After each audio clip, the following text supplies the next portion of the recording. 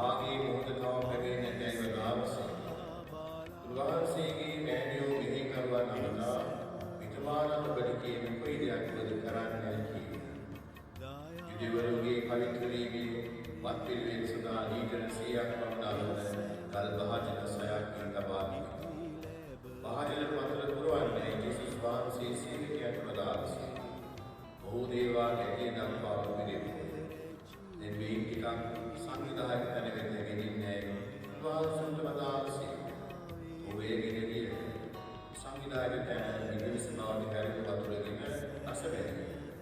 කිසි දෙවිද වතුරගෙන සේවකයා දෙනසේ නම් අවුල දක්වයි.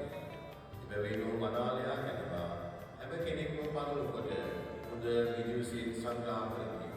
කවුරුන් සෑහෙන කරකට පානය කළ පසු බාල විදුසින් සංග්‍රහ කරති. ඒ ඔබ වේවනතුරු හොඳ විදුස තබාගෙන සිටියේ ඔහුට කීය. ඊවනාහි ජේසුස් වහන්සේ සලකුණක් පිණිස කළ නාස්කම් වලින් පළමු වැන්නේ. ඒ සිදු කරන ලද්දේ ගලීලේ කානානයේ. එසේ කිරීමෙන් උන්වහන්සේගේ තේජස්විය ප්‍රකාශ කරසේක. ශ්‍රාවකයෝද උන්වහන්සේ අදහා ගත්තා.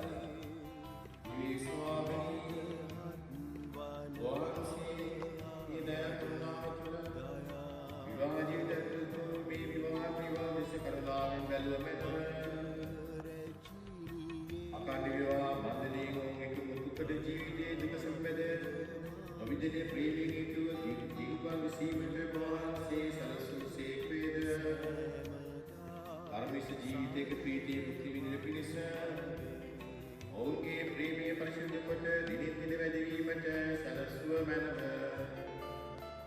විවාහයේ ජීවිතය තුළ වහන්සේ නොකඩවා උන්දීපනාගෙන අද වහන්සේ මුක්ති විඳින මේ වල් මතද ඔවුන්ගේ පවුල් මතද ස්වාමියා සැනසීම දෙන වහන්සේගේ ශිඛරත් ගැන වපුරවා හෘදයාගේ ප්‍රේමී ජීවිතාන්තයක් වෙත්වීමටද අප වෙත යොමවා අප දුක සැප බලන අපේ දයාබර මාවේ අප දුක සැප බලන අපේ දයාබර මාවේ